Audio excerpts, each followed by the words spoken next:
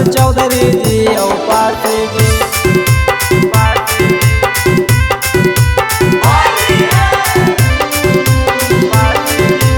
Music by Amit Gupta.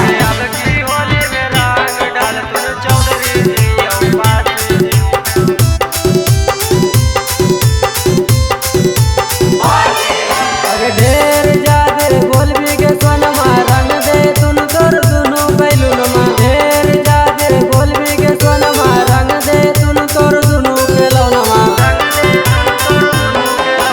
ढेर जादे Boulby के सोनमा रंग दे तुन तोर दुनु बैलुनमा। ढेर जादे बोलबी के सोनमा रंग दे तुन तोर दुनु बेलौनमा।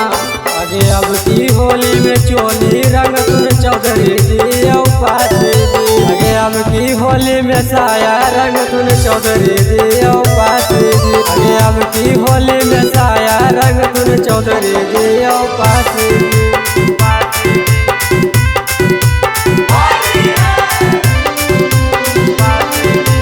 Music by Amit Gupta.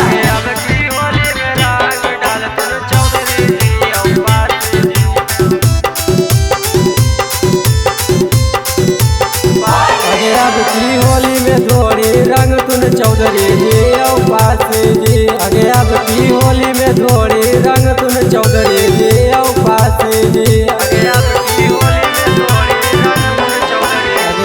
की होली में धोरी रंग तुन चौधरी जी औ पासी जी। अगे अब की होली में धोरी रंग तुन चौधरी जी औ पासी जी। अगे ढेर जादे बोलबी के सोनमा रंग दे तुन तोर दुनु बैलुनमा। ढेर जादे बोलबी के सोनमा रंग दे तुन तोर दुनु बेलौनमा। अगे अब की होली में साया रंग तुन चौधरी जी औ पासी जी।